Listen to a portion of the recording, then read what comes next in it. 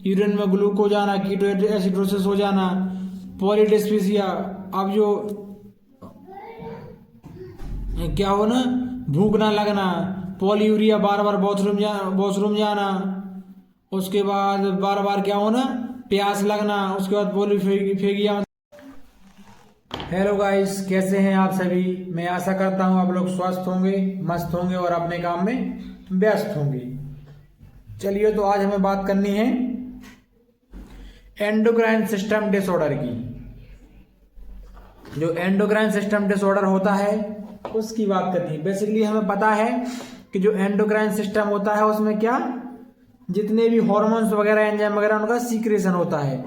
एक चीज आप लोग बहुत अच्छे से समझ लीजिए, अगर आपने बॉडी सिस्टम नहीं पढ़े हैं तो मैंने अपने HAP वाले जो वीडियो बनाए हैं उसमें सारे सिस्टम बहुत ही अच्छे से समझाए हुए हैं। तो पहले आप जाएं, वो वीडियो देखें और उसको समझें।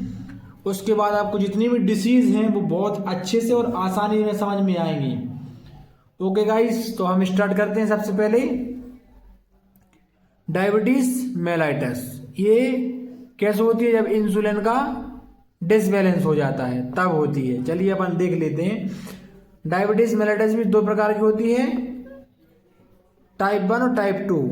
और डायबिटीज भी 2 प्रकार की होती है, डायबिटीज मेलाइटस और डायबिटीज इंसिपिटस। अपन को बात करनी है डायबिटीज मेलाइटस की। Okay, diabetes mellitus is a group of chronic metabolic disease. ये कैसी, जब मेटाबॉलिज्म डिस्टर्ब हो जाता है तब ये डिसीज होती है। बिकॉज पैंक्रियाज डिसफंक्शन, जो हमारा पैंक्रियाज होता है, एक चीज और हम बता दें, एंडोक्राइन और एक्सोक्राइन जो ग्लैंड होती हैं उनमें पैंक्रियाज कॉमन रहता है। पैंक्रियाज की बीटा सेल से इंसुलिन का सीक्रेशन होता है, जिस वजह से हमें हमारे डायबिटीज को, वो हमारे जो ग्लूकोज वगैरह उसको क्या है, मेटाबॉलिज्म करने में हेल्प करता है। जब हमारी पैंक्रियाज की बीटा सेल्स जो हैं वो क्या हो जाती हैं और इंसुलिन को बनाना कम कर देती हैं, उनका डिसबैलेंस हो जाता है, तब क्या है, डायबिटीज मेलाइटस की हमें शिकायत देखने को मिलती है। अब हम बात करते हैं in diabetes mellitus high level of sugar in blood and disbalance of insulin.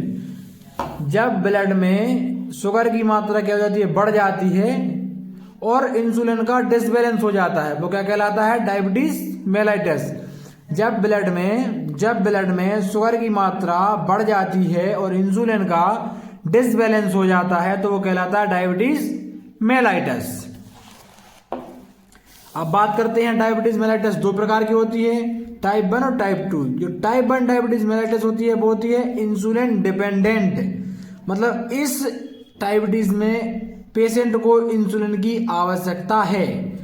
Type 1 diabetes mellitus में इंसुलिन की आवश्यकता है पेशेंट को। लेकिन अगर टाइप 2 डायबिटीज मेलाइटस है अगर पेशेंट को, तो उसमें इंसुलिन की आवश्यकता पेशेंट को नहीं है। किसमें, टाइप 2 में। हम बात करते हैं टाइप 1 क्या होता है। This type is characterized by distraction of beta cell. ठीक है, हमने बताया तो पैंक्रियाज की बीटा सेल्स होती हैं, वो क्या करती हैं, इंसुलिन को क्या करती हैं, प्रोड्यूस करती हैं। ठीक है, तो इसमें क्या होता है, डिस्ट्रैक्शन हो जाता है काय का, बीटा सेल्स का, जिससे क्या होता है, जो हमारी इम्यून सेल्स होती हैं वो क्या हो जाती हैं, किल हो जाती हैं। उसके बाद so requirement of insulin it type of type 1। इसमें क्या होती है, इंसुलिन की क्या हो जाती है, रिक्वायरमेंट हो जाती है, जिससे इसको क्या बोलते हैं, बट टाइप 1, यानी कि इंसुलिन डिपेंडेंट डायबिटीज बोलते हैं, डायबिटीज मेलाइटस बोलते हैं। इसको एक नाम और दिया जाता है, वो है जुवेनाइल ऑनसेट डायबिटीज। क्या, जुवेनाइल ऑनसेट डायबिटीज, जो कि किसको, जो कि बच्चों में देखने को मिलती है। किनमें, बच्चों में देखने को मिलती है। उसके बाद बात करते हैं टाइप 2, ये जनरली एडल्ट में देखने को मिलती है। टाइप 2 की बात करें, जो टाइप 2 डायबिटीज मेलाइटस होती है, ये कैसी होती है, नॉन इंसुलिन डिपेंडेंट होती है। कैसी होती है, नॉन इंसुलिन डिपेंडेंट। कौन, type 2 diabetes mellitus. This type of diabetes mellitus occur due to the जो रेजिस्टेंस होता है काय का, इंसुलिन का, उसकी वजह से the resistance to the action of insulin और cell do not response to insulin. Generally this occur in adult age usually. मतलब जो टाइप 2 डायबिटीज मेलाइटस होती है वो जनरली एडल्ट लोगों में होती है, वयस्क पुरुषों में या माताओं बहनों में, जो बड़े उम्र दराज लोग हैं उनमें होती है। और जो टाइप 1 डायबिटीज होती है वो चाइल्ड में या बच्चों में होती है। अब हम बात कर लेते हैं इसके कारण क्या क्या होते हैं। जो टाइप 1 डायबिटीज मेलाइटस के कारण होते हैं, पहला तो ये होता है कि बच्चों का इम्यून सिस्टम कमजोर पहले से ही रहता है, हमें पता है। ऊपर से क्या होता है, जो पैंक्रियाज की बीटा सेल्स हैं वो क्या हो जाती हैं, काम करना बंद कर देती हैं, जिससे क्या होता है इसमें इंसुलिन का फॉर्मेशन प्रॉपर नहीं हो पाता है। उसमें ग्लूकोज की मात्रा बढ़ जाती, देखते हैं ना बच्चे ज़्यादातर क्या करते हैं, मीठी चीज़ें खाते हैं, उस वजह से भी होता है। ठीक है, उसके बाद कुछ पेशेंट में क्या है, जेनेटिक्स भी होता है, किसी किसी को डायबिटीज जेनेटिक्स भी हो सकती है।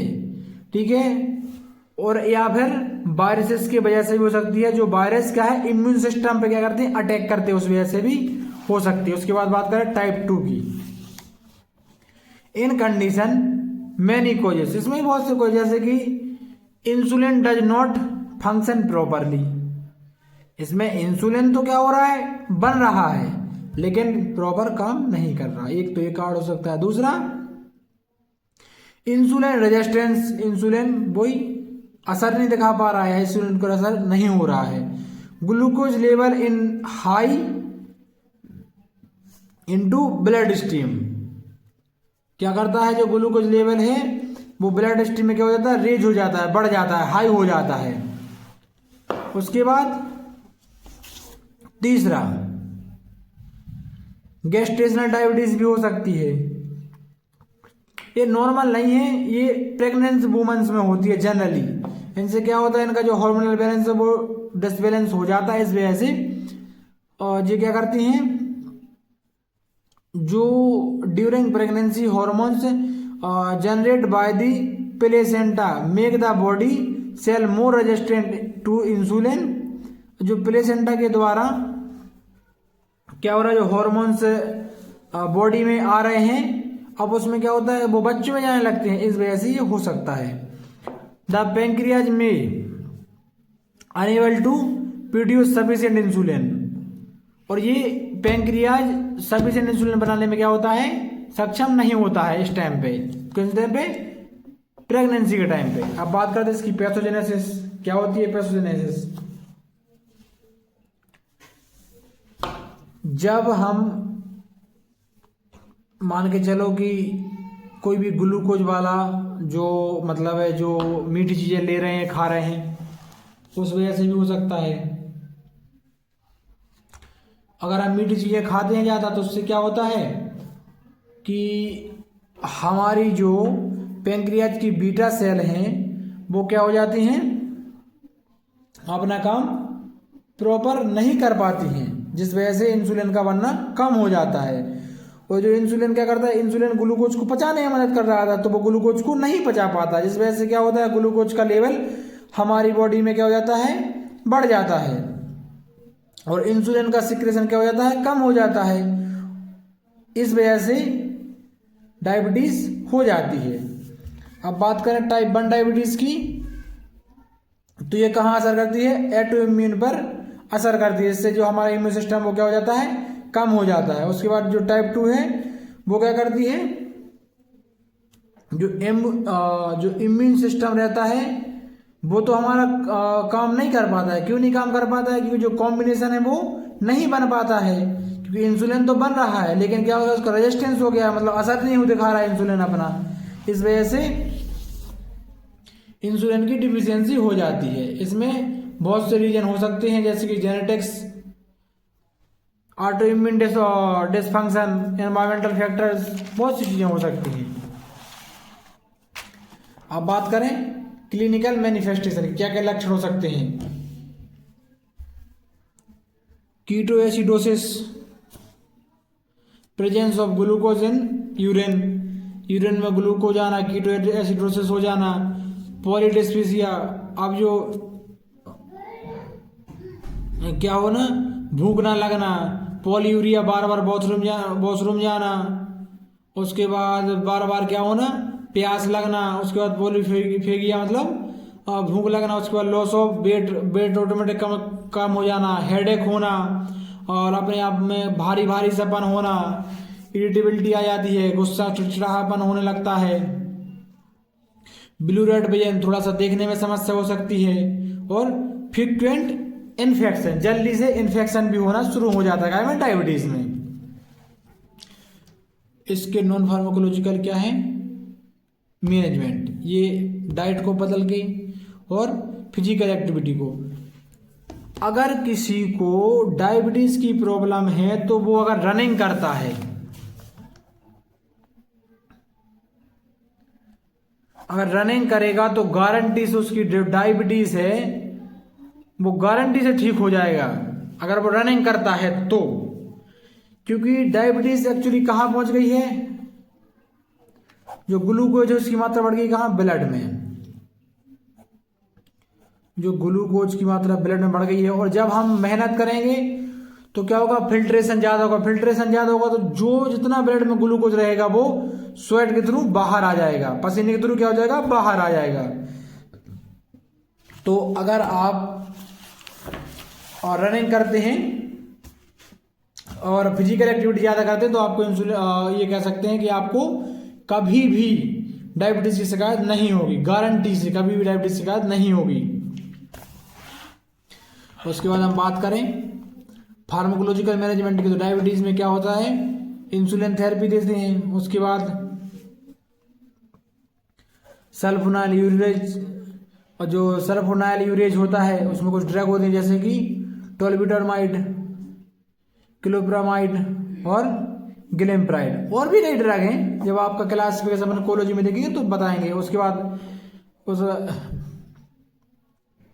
मेग्लिटिनाइड, मेटफॉर्मिन, ग्लिम्प्राइड, ऐसी बहुत सी ड्रग रहती हैं, ठीक है। रेपाग्लिनाइड, नेटाग्लिनाइड, एकार्बोज, मिग्लिटोल। उसके बाद मेटफॉर्मिन, जी मेटफॉर्मिन ग्लिम्प्राइड का कॉम्बिनेशन आता है और हमें पता है, लेकिन मेटफॉर्मिन की याद रखना कुछ साइड इफेक्ट भी होते हैं। मेटफॉर्मिन के साइड इफेक्ट ये होते हैं कि जो हमारी बॉडी में B12 विटामिन B12 रहता है उसकी डिफिशियंसी कॉज करा देता है कौन, मेटफॉर्मिन, ये बात याद रखना। ओके गाइस, तो अगर आपको हमारा वीडियो पसंद आया हो तो वीडियो को लाइक करें, चैनल को सब्सक्राइब करें और अपने दोस्तों तक वीडियो को शेयर करें ताकि वो भी ये नॉलेज पा सकें। Okay guys, thank you, do like, subscribe and share my video. Thank you guys, always support for me. Okay, thank you guys, thank you.